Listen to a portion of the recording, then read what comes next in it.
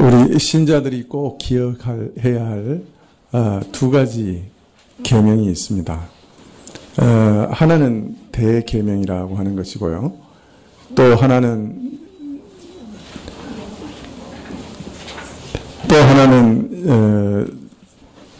대위임령이라고 하는 것입니다.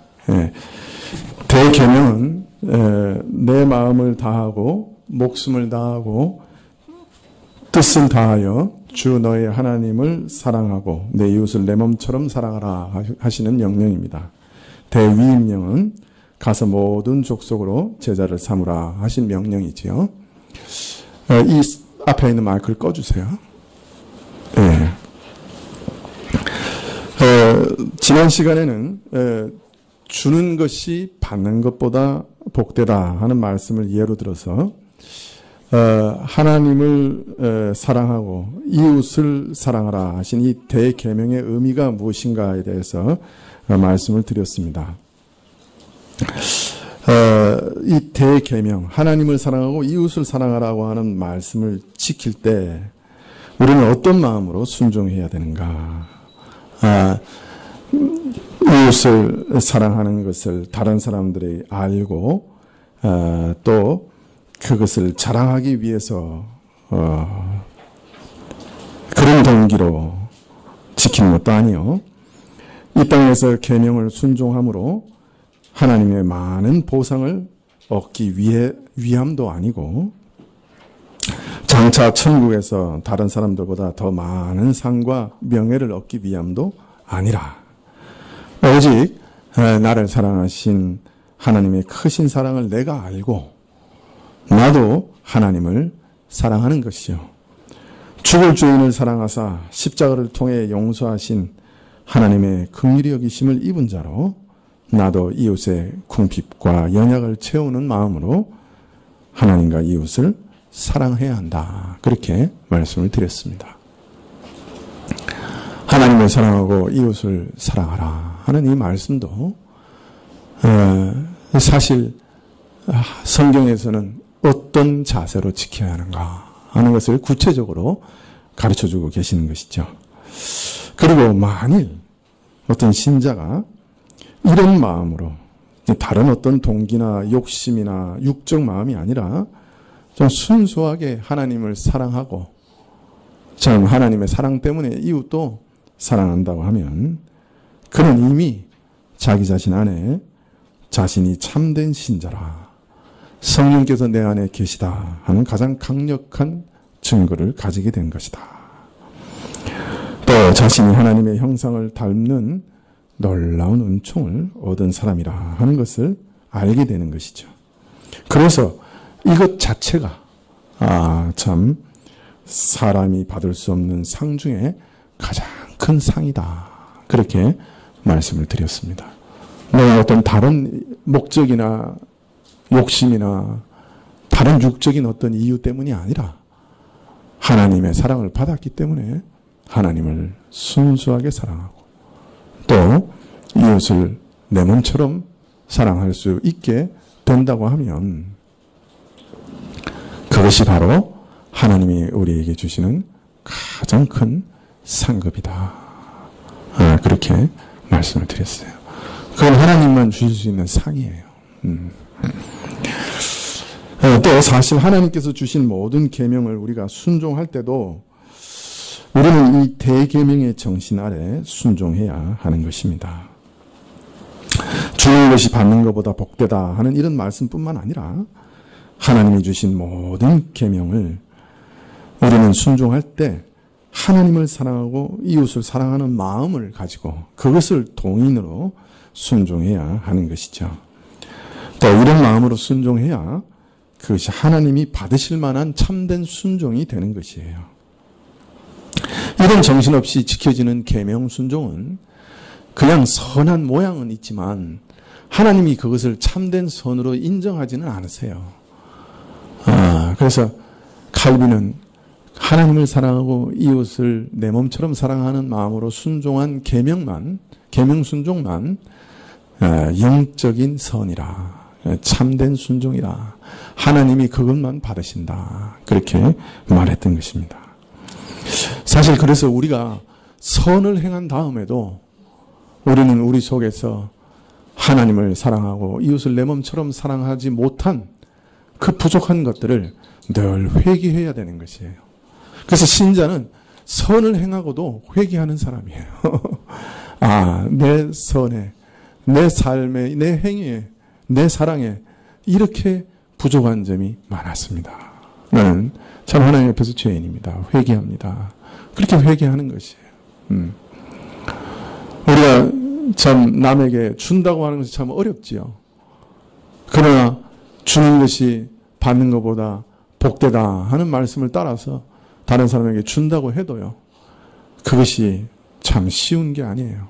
영적 선에 이르기는 참 쉬운 게 아니에요. 예, 오른손이 하는 것을 왼손이 모르게 하라 그렇게 얘기하시잖아요. 그죠? 예. 예, 그러나 그게 참 쉽지 않아요. 어떤 때는 참 목사가 어려움 당하는 성도들에게 돈을 줄 때도 있습니다. 몰래 줄 때도 있습니다. 그 성도가 모르게 이렇게 그 성도 성경책 갈피에다가 살짝 봉투를 끼워 넣을 때도 있습니다. 그렇다고 여러분 성경책에 있는 모든 봉투가 목사가 줬다고 생각하면 안 됩니다. 자, 그런데 그 참 이상해요. 그때부터 사실은 전쟁이 시작돼요. 마귀가 전 군대를 다 동원해서 공격해 옵니다. 기도할 때마다 묵상하게 됩니다. 3박 4일 묵상합니다. 그 성경책을 펼치면서 아무도 보는 사람이 없는가 살필 때 그 스릴. 성경책 속에 돈을 넣고 덮으면서 야, 그래도 박혁이 너는 참 목사답다. 참 가난한 사람 위해서 이렇게 돈도 줄 줄 알고 라고 스스로 만족하는 그 만족감. 스스로를 칭찬하는 마음. 그런 데서 참 벗어나기가 힘들어요. 하나님 뭐라 그러시냐면 너는 그 만족감 위에서 그 일을 했으니까 너는 네 받을 상을 다 받았다. 그렇게 얘기하셔요. 그러니 우리가 그러한 일을 하면서도 오직 그 성도의 고통과 아픔만을 생각하고 그런 일을 했더라도 그냥 잊어버리고 하나님만 아시면 된다. 그러고 살아갈 수 있으면 그 얼마나 좋겠어요. 네, 그런 것이 복받은 삶이라. 네, 그런 삶은 참 복받은 삶이라. 그래서 하나님의 계명을 정말 아는 사람들은 뭐 하나님 앞에서 자랑할 게 없지요. 하나님 내가 이거 이렇게 참 하나님 앞에서 예쁘게 참 잘했습니다. 이렇게 자랑할 게 사실은 없어요. 어떤 면에서는 은혜를 받으면 받을수록 내 안에 사랑과 참 내 안에 이런 선이 이렇게 부족한 점이 많습니다. 아직도 이렇게 참 부족합니다. 그렇게 회개하는 것이 더 많아지는 것이 사실입니다. 자, 오늘 읽은 이 대위임령을 우리가 순종할 때도 우리는 사실 이 하나님을 사랑하고 이웃을 내 몸처럼 사랑하라고 하는 대계명의 정신 아래 순종해야 되는 것이에요. 그러니까 제일 큰 계명은 어느 계명이라고 할 수 있겠어요? 하나님을 사랑하고 이웃을 사랑하라 하신 말씀이 어떤 면에서는 정말 제일 큰 계명이라고 할 수 있겠지요. 오늘 대위임령도 이 대계명의 정신 아래 순종해야 된다 하는 것을 우리가 잊으면 안 될 것입니다. 자, 오늘은 다시 본문으로 돌아가서 대위임령에 대해서 살펴보려고 합니다. 이 대위임령이 주어진 시기는 언제죠? 예수님께서 십자가에 죽으신 다음에 다시 부활하셔서 제자들을 갈릴리에 가서 만나신 때죠. 예. 이 대위임령을 주신 장소는 어디죠? 아마도 예수님께서 공생을 시작하시고 얼마 되지 않았을 때 많은 제자들을 산으로 부르신 다음에 밤새도록 기도하시고 그 가운데 12를 택해서 사도로 부르셨는데 바로 그 산일 것이다. 처음 12사도를 부르셨던 그 산에서 주셨으리라. 그렇게 짐작할 수가 있습니다. 예수님께서 자신을 저주하며 부인했던 사도 베드로를 회복시키시기 위해서 베드로를 처음 부르셨던 디베랴 바닷가에서 만나주신 것처럼 11사도들을 다시 회복시키시기 위해서 처음 저들을 사도로 부르셨던 그 산으로 저들을 부르셨던 것이죠. 예수님께서는 바로 그 산에서 제자들을 향한 자신의 사랑과 뜻은 변함이 없다 하는 사실을 밝히시기를 원했던 것입니다. 그래서 저들을 부르시고 다시 사도로 회복시키시고 저들을 교회의 기초와 반석으로 교회의 지도자로 위임하시는, 임명하시는 임명식, 위임식을 거행하셨던 것이죠. 우리는 이러한 말씀을 통해 예수님께서 얼마나 우리 연약한 사람들의 마음을 잘 아시는가, 얼마나 예수님께서 참 자상하시고 세밀하시고 친절하신 분이신가 하는 것을 잘 알 수 있습니다. 전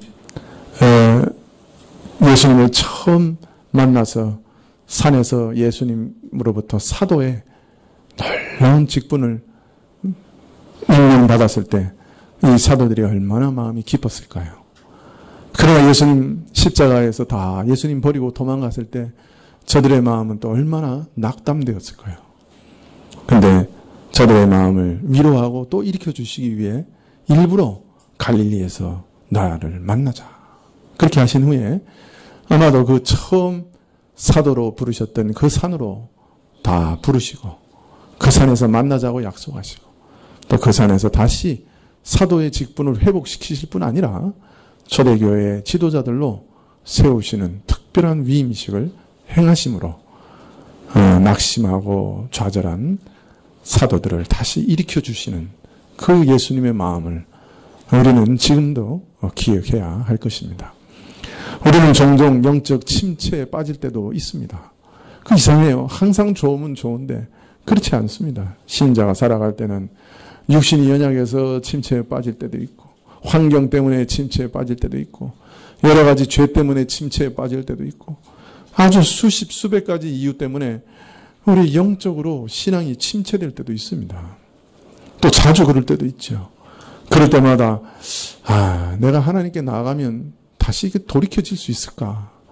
내가 다시 세워질 수 있을까? 이런 함정에서 벗어날 수 있을까? 그렇게 두려워할 때가 많습니다. 그러나 여러분, 갈릴리에서 나를 보자 하셨던 그 주님을 늘 기억하십시오. 베드로를 디베르 바닷가까지 이끌고 가셔서 처음 베드로를 부르셨을 때 그 일을 똑같이 행하신 예수님을 기억하십시오. 예수님은 우리가 낙심과 좌절과 침체에 빠져 있는 것을 원하지 않으십니다. 우리를 다시 거기서 일으켜 세우시기를 항상 간절히 원하십니다. 주님께 나아가서 부르짖고 하나님께 부탁하십시오. 하나님께서 반드시 우리를 일으켜 세워주실 줄 믿습니다. 우리 마음을 일으키시는 분이 예수님입니다. 예수님이 우리 마음에 찾아오시고 참으로 우리를 다시 일으키시면 그 누가 막을 수 있겠습니까? 예수님의 사랑은 불변하는 사랑이요, 한 번 사랑한 사람은 끝까지 사랑하십니다. 우리는 그 사실을 굳게 믿고 예수님을 따라가야 하는 것이에요. 자, 오늘 말씀은 이 대위임령을 주신 예수님께서 이 명령을 주시면서 자신을 특별히 소개하는 말씀이 있습니다. 자기 자신이 누구이신지 하는 것을 새삼스럽게 알려주시고 있습니다. 다시 말하면 이 명령을 주시는 분이 어떤 분이신가, 어떤 신분을 가지신 분이신가, 그것을 오늘 말씀에서 말씀하시고 계십니다. 저는 이 말씀을 드리면서 성령께서 여러분의 마음을 여서서 이 말씀을 깨닫게 하시기를 간절히 기도합니다. 사실 저는 이 말씀을 깨닫게 됐을 때 제 인생이 정말 달라졌습니다. 제 삶이 큰 변화를 겪었습니다. 오늘 이 말씀을 듣는 분들 가운데 성령께서 정말 함께 하셔서 큰 은혜를 베푸시기를 간절히 기도합니다. 마태복음 28장 18절에 보면 예수께서 나와 일러 가라사대 하늘과 땅의 모든 권세를 내게 주셨으니, 이렇게 말씀하십니다. 예수님은 이 제자들에게 위대한 명령을 주시면서 이 명령을 주시는 분이 참으로 위대한 분이다 라고 하는 것을 가르쳐 주십니다. 자신에 대해 소개하기를 하늘과 땅의 모든 권세를 가진 분이다. 그렇게 말씀을 하십니다. 하늘과 땅의 모든 권세를 가졌다. 여러분, 이 말씀을 깊이 한번 묵상해 보십시오. 한번 생각해 보십시오. 이 말씀 무슨 뜻일까요? 하늘과 땅의 모든 권세를 가지신 분이라.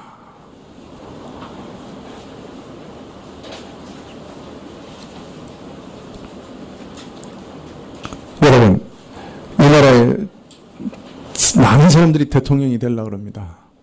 대통령이 되면 뭐가 있습니까? 아래 사람을 다스리는 권세가 있습니다. 그냥 뭐 아무리 위세 등등한 사람도 대통령이 그냥 사표 내 그러면 사표 내야 됩니다. 그죠?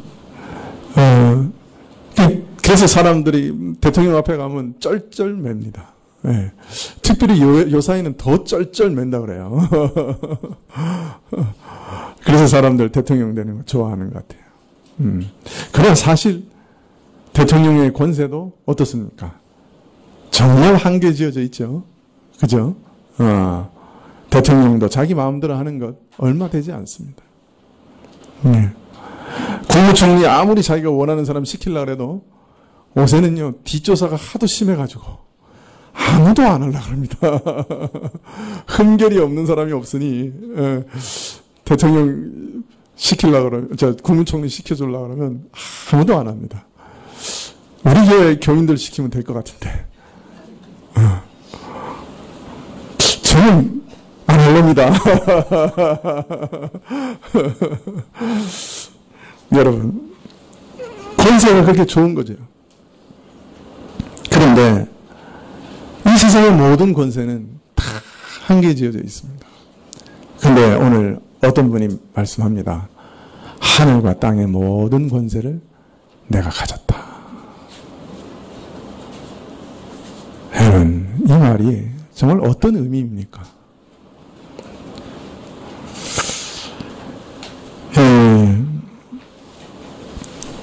베드로전서 3장 22절에 보면 하늘과 땅의 모든 권세를 가졌다 하는 말씀의 의미가 무엇인가 하는 것을 설명해 주시는 말씀이 나옵니다. 베드로전서 3장 22절에 보면 이런 말씀이 있습니다. 저는 하늘에 오르사 하나님 우편에 계시니 천사들과 권세들과 능력들이 저에게 순복하느니라. 저는 하늘에 오르사 하나님 우편에 계시니 천사들과 권세들과 능력들이 저에게 순복하느니라. 먼저 예수님께서 모든 권세를 가지시게 된 것은 저가 십자가의 고난을 받으시고 부활하신 후에 하늘에 오르시고 하나님의 우편에 앉으심으로 있게 된 일이라 그렇게 말씀합니다. 하나님의 우편이라는 말은 바로 가장 권세 있는 자리, 힘과 권능이 충만한 자리라 하는 말입니다. 예수님께서는 이제 하나님의 우편에 앉으셨습니다. 모든 권세를 받으신 자리에 앉으셨습니다. 그래서 이제 하늘의 모든 존재들이, 천사들과 권세들과 능력들이 다 예수님께 절대적으로 순복한다, 복종한다, 그렇게 말씀합니다.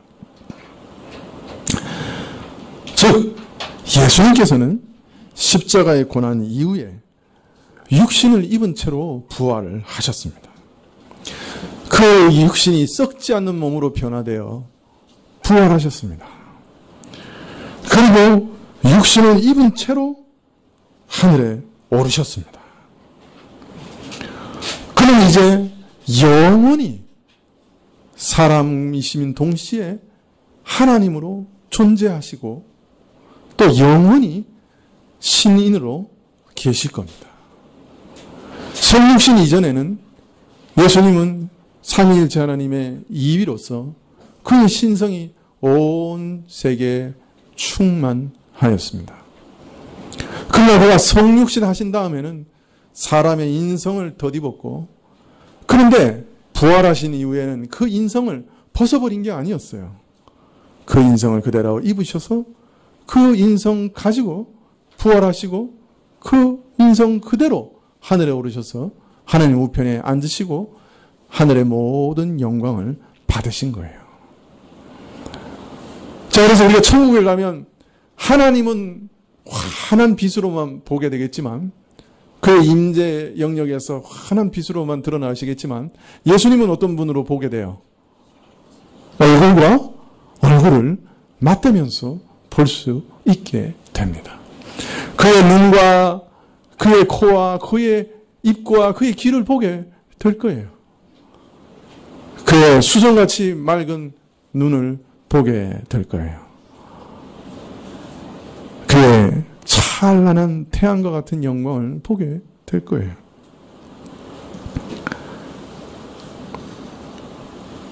그가 십자가에 고난 받으신 다음에 육신을 덧입고 그 육신 그대로 하늘에 오르사 하나님 우편에 앉으셨고, 이제 그 성육신 하셔서 사람인 동시에 참 하나님이신 그분이 온 우주의 모든 권세를 받으신 것입니다. 그래서 이제 하늘의 모든 존재들이 이 신인이신 예수님께 절대적으로 복종하게 되었습니다. 이것은 이제 하늘에서 이미 이루어진 사실입니다. 이제 예수님께서는 하나님 우편에 계십니다. 물론 그의 신성은 온 우주에 충만하시지만 예수님의 인성조차 신성의 영광에 온전히 참여하여서 이제 참 사람과 참 하나님으로 온 우주의 권세를 받으셔 하나님 우편에 앉아 계십니다. 그리고 천사들의 경배를 받으시고 천사들의 절대적인 복종을 받으시는 것이죠. 이것은 그가 성육신 하심으로 낮아지심으로 얻게 되신 놀라운 영광입니다. 그래서 그는 하늘의 통치자가 되었고 하늘을 지배하는 임금이 되셨습니다.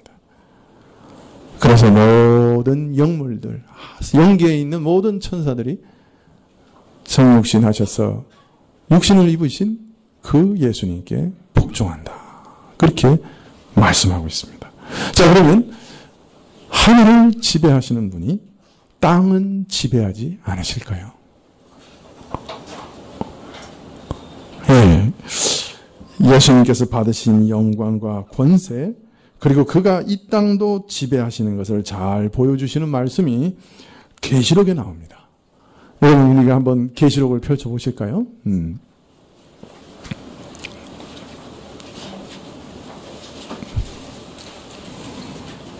네, 계시록 1장 10절부터 읽을 텐데요. 이 말씀을 읽을 때 성령께서 여러분의 마음을 열어주셔서 여러분의 영적 눈을 열어주셔서 예수님의 영광을 여러분도 보게 되시기를 소원합니다. 1장 10절부터 제가 읽습니다.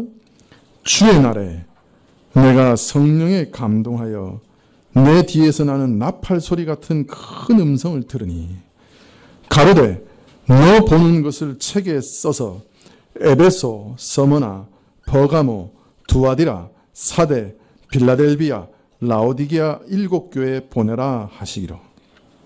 눈을 돌이켜 나더러 말한 음성을 알아보려고 하여 돌이킬 때 7 금 촛대를 보았는데 촛대 사이에 인자 같은 이가 발에 끌리는 옷을 입고 가슴에 금띠를 띠고 그 머리와 털의 희기가 흰 양털 같고 눈 같으며 그의 눈은 불꽃 같고 그의 발은 풀무에 단련한 빛난 주석 같고 그의 음성은 많은 물소리 같으며 그 오른손에 7 별이 있고 그 입에서 좌우에 날선 검이 나오고 그 얼굴은 해가 힘있게 비치는 것 같더라.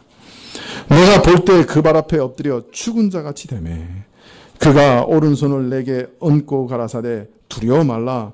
나는 처음이요 나중이니 곧 산자라. 내가 전에 죽었었노라. 볼지어다 이제 세세토록 살아 사망과 음부의 열쇠를 가졌노니.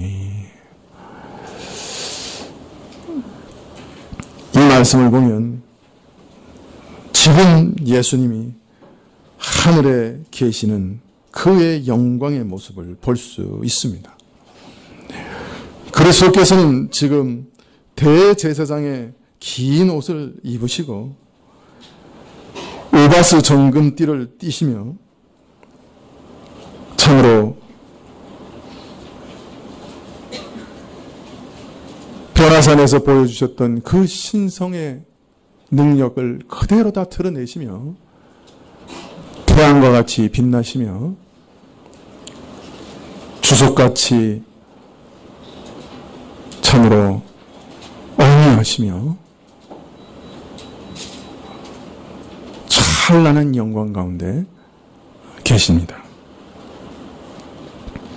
그의 인성조차 신성의 영광 가운데 참여하여 마치 불 속의 쇠가 달아올라 단쇠가 되어 빛을 발하는 것처럼 지금 그는 하나님의 아들의 영광을 온 하늘과 땅의 권세를 받은 메시아의 영광을 드러내고 계십니다.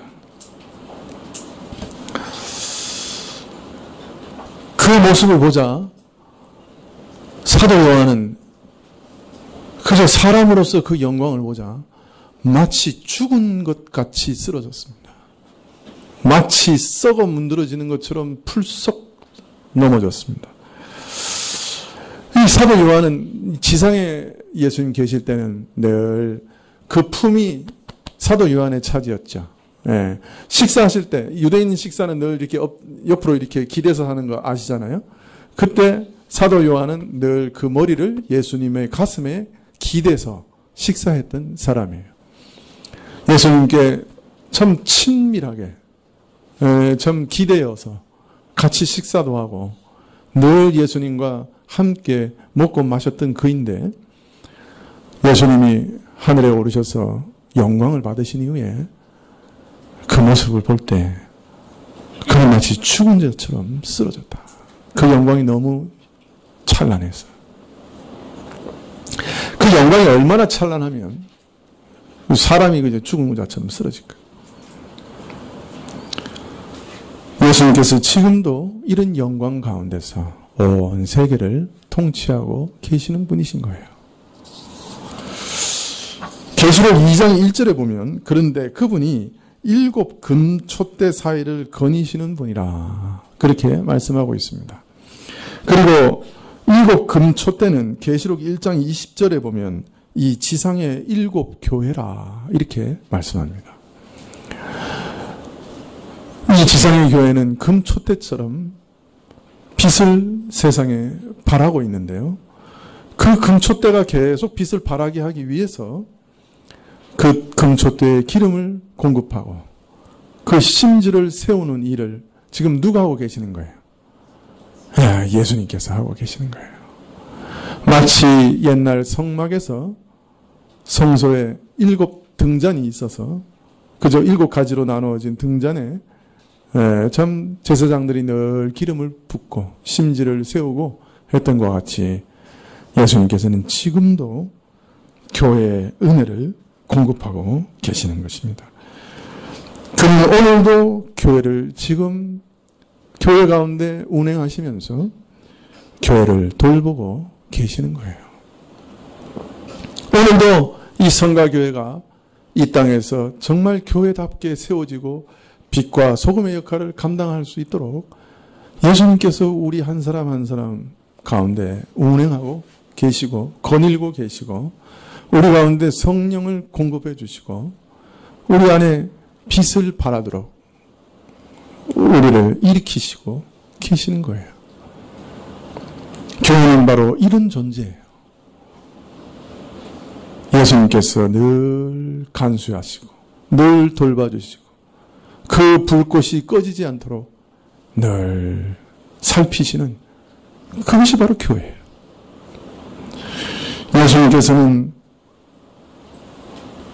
지금도 이 땅의 교회를 이처럼 돌보고 계신 것이죠. 예수님께서는 17절에 자신을 처음이요 나중이라 이렇게 말씀합니다. 역사의 처음과 나중, 즉 그가 역사의 주인이요 주관자이신 것을 알리고 계십니다. 영원하신 성자 하나님으로서 언제든지 시간을 초월하여 처음과 나중이요 모든 일의 시작과 마침이셨지만 특히 이제는 고난받으시고 그의 영광에 들어가사 하나님 우편에 앉으신 그리스도로서 장차 이 땅에 진행될 역사를 주관하는 권세를 가지신 것을 이렇게 표현하고 계신 것입니다. 역사를 참으로 주관하는 분이 누구냐? 이 땅의 역사를 참으로 통치하고 계신 분이 누구냐?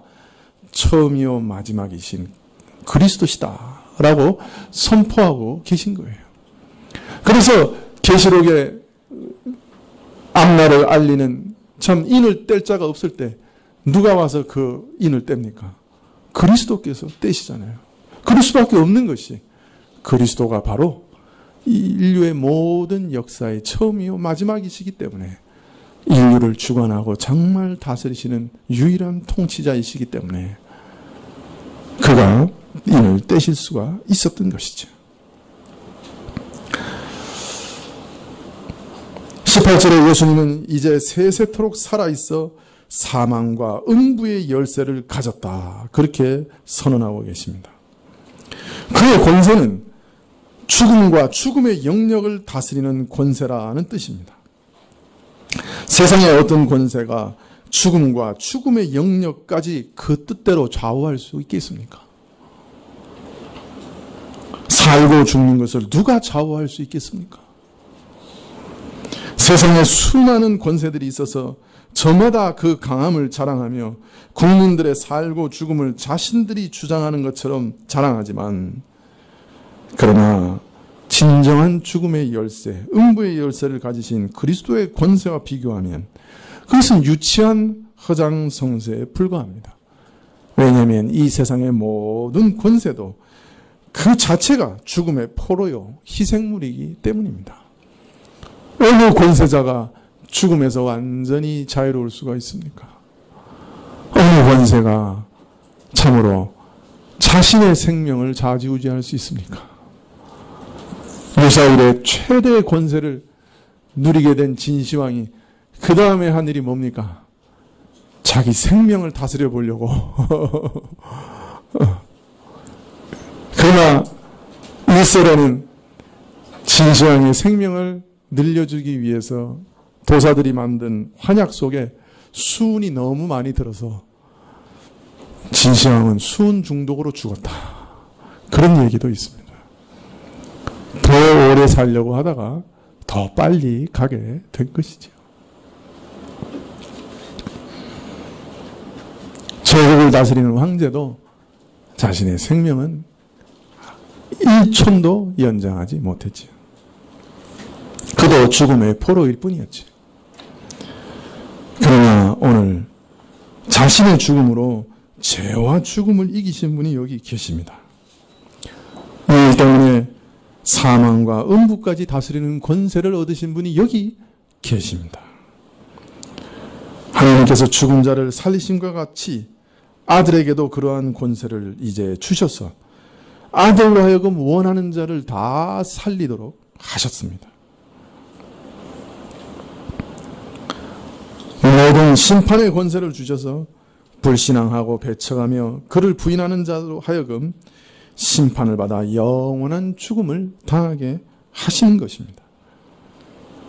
우리 예수님께서는 문자 그대로 하늘과 땅의 모든 권세를 가지신 분, 심지어 죽음의 영역까지 다스리는 분으로 오늘 계십니다. 그는 온 우주의 유일한 왕이요, 왕 중 왕이요, 절대적인 통치자이십니다. 우리가 마음으로 참으로 섬기고 순종해야 할 절대적인 통치자이십니다. 그가 하늘과 땅의 모든 권세를 가졌다 하는 말은 그가 하늘과 땅의 유일한 통치자다 하는 말씀입니다. 자, 예수님의 이런 권세의 또 다른 측면을 오늘 우리가 교독한 시편 110편은 이렇게 예언하고 있습니다. 1절부터 보면 여호와께서 내 주에게 말씀하시기를 내가 내 원수로 발등상 되게 하기까지 넌 내 우편에 앉으라 하셨도다. 여호와께서 시온에서부터 주의 권능의 호를 내어 보내시리니 주는 원수 중에서 다스리소서. 특별히 5절에 보면 주의 우편에 계시는 주께서 그 노하시는 날에 열왕을 쳐서 파하실 것이라. 다윗은 자신의 후손으로 오실 메시아를 향하여 자신의 주라고 고백하고 있습니다. 그리고 그 주가 하나님 우편에 앉으실 것을 예언하고 있습니다. 놀라운 일이죠. 그런데 오늘 말씀에 보면 시편 110편에 보면 하나님께서 아들에게 말씀하시기를 너는 내 우편에 앉으라 하신 이 일이 아들의 원수로 하여금 그 발등상에 이르게 하시는 일, 즉 원수들로 하여금 아들의 권세와 통치에 온전히 굴복케 하시는 일과 관련이 있다라고 말씀하고 있습니다. 그리고 이 일은 즉 모든 대적과 아들의 권세와 통치에 굴복케 하시는 이 일은 동시에 하나님께서 시온에서 그의 권능의 홀, 통치의 권세를 내어보내어 하나님을 대적하는 원수를 정복하여 굴복케 하는 일이라 그렇게 말씀합니다. 아들을 대적하는 자로 아들의 권세에 온전히 굴복케 하시는 이 일이 곧 하나님께서 그 자신의 통치 권세를 내려보내어 자신의 대적을 정복하여 굴복케 하시는 일이라 말씀하시는 것입니다. 아들의 일은 바로 하나님 자신의 일입니다. 그리하여 하나님 우편에 앉으신 아들로 하여금 진노의 날에 열왕을 쳐 파괴하실 것이다 라고 말씀하고 있습니다. 따라서 높은 곳에 계신 위엄의 우편에 앉으셨다 하는 이 말은 모든 권세와 정사 위에 뛰어난 위엄 중에 계신 하나님으로부터 하나님과 아들을 대적하는 모든 세력을 굴복시키시는 통치 권세를 받으신 것을 의미하는 것입니다.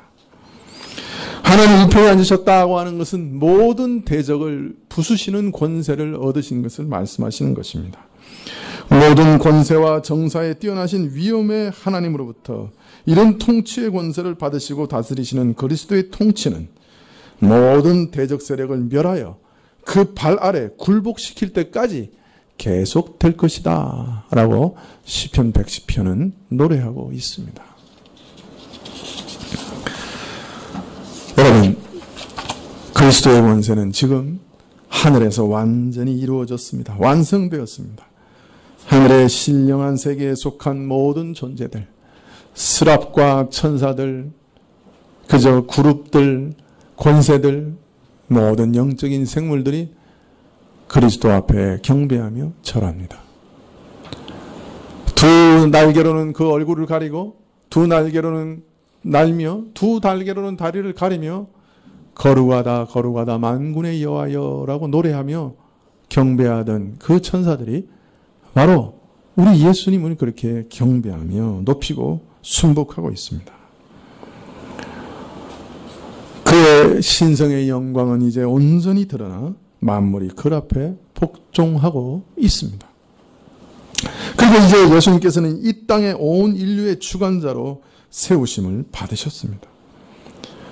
그러나 많은 사람들이 아직도 예수님께 반역하고 심지어 고의적으로 계속 그의 말씀을 거역하고 있습니다. 그러나 예수님께서는 저들을 참으로 비우실 것입니다. 저들이 온 힘을 다해 예수님을 대적하나 오히려 예수님께서는 저들이 자신의 도모를 이루지 못하게 하실 뿐 아니라 오히려 저들의 악을 사용하여 예수 그리스도 자신의 뜻을 이루시고야 말 것입니다. 헤롯과 빌라도, 애굽의 모든 바로들, 이스라엘을 공격했던 수많은 열왕들, 그 모든 이들의 예에서 볼 수 있듯이 저들은 자신들의 악함으로 예수님의 통치를 대적하나 오히려 그 악을 예수님께서 사용하시고 예수님의 뜻을 역사 가운데 이루어 가시는 도구로 사용하실 뿐입니다. 예수님은 가장 악한 반역자라도 자신의 참으로 신성한 목적에 기여하도록 만드시는 분입니다.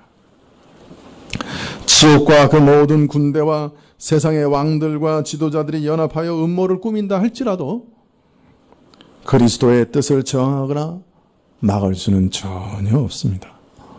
왕 중 왕이신 그리스도가 명하시면 무엇이든지 이루어지게 됩니다. 그는 제한을 받지 않으시고 그의 뜻은 거역할 수 없습니다. 여러분, 저는 지금 제 마음의 눈을 열어 하늘을 보좌에 앉으사 하늘과 땅과 모든 높고 깊은 곳에 이 땅의 모든 것을 주관하시고 다스리시는 주님을 봅니다. 이 나라의 대통령을 주관하시고 국회를 주관하시고 세상의 독재자들을 주관하시고 다스리시는 주님을 지금도 봅니다. 주님께서 그 보좌에서 일어나 서시기만 하시면 세상에 그를 대적하던 모든 자들은 먼지처럼 사라져버리고 말 것입니다. 아무도 그를 막을 수 없고 아무도 그에게 저항할 수 없을 것입니다. 그러므로 여러분, 이 땅에 사는 그 어떤 인생이라도 그는 반드시 결정해야 합니다. 시편 2편 11절에 이렇게 말씀합니다. 그 아들에게 입맞추라. 그렇지 않으면 진노하심으로 너희가 길에서 망하리라. 여러분은 어떤 삶을 사시겠습니까? 영원한 왕, 참된 권세자이신 예수님께 입맞추시고 사랑과 존경과 신실함으로 충성을 맹세하시겠습니까? 아니면 이 왕의 명령에 계속 불복하며 진노와 멸망의 길로 나아가려고 하십니까? 이 왕의 통치에 그의 말씀에 진실로 순종하는 친백성이 되실 겁니까? 아니면 계속 마음으로 딴 마음을 품으며 자신을 자신의 인생의 왕으로 삼고 겉과 속을 달리하며 살아가려고 할 것입니까? 여러분, 우리는 날마다 선택의 기로에 서게 되는 것이 사실입니다. 그러나 우리가 만왕의 왕이신 예수님의 참된 영광을 조금이라도 맛본 사람이라고 한다면 그의 통치를 거역할 수 없을 것이에요. 내 안에 아무리 육정으로 아무리 세상의 욕망으로 들끓는다 해도 그가 명하시는 것이 명백하면 우리는 거부할 수 없을 겁니다. 오늘도 말씀합니다. 그 아들에게 입맞추라. 그 아들에게 입맞추라. 사랑과 순종과 충성의 입맞춤으로 그 아들에게 입맞추라 말씀하십니다. 기도하시겠습니다.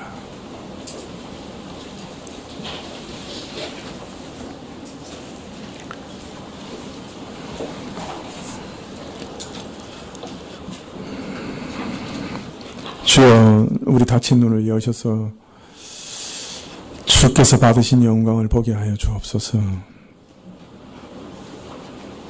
우리가 믿음으로 이 진리 지식을 힘있게 붙들게 하옵소서. 우리가 이 땅의 백성으로 이 땅에서 행해야 할 복종을 유정자들에게 행하는 것이 마땅하나, 그러나 우리의 진정한 통치자는 예수님 한 분뿐이심을 저희가 믿게 하옵시고, 저희 마음은 늘 주의 말씀에 복종하고 주의 나라의 백성으로 살아가게 하여 주시옵소서. 그리스도의 말씀을 순복하는 친백성으로 그리스도께 진정한 영광을 돌려드리고 그리스도 앞에 무릎 꿇어 복종하고 그리스도께 사랑을 드리며 만유의 권세를 가지신 주께 모든 것을 부탁하게 하여 주옵소서.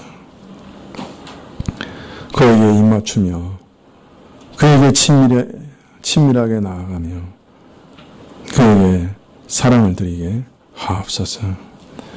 예수님의 이름으로 기도합나이다.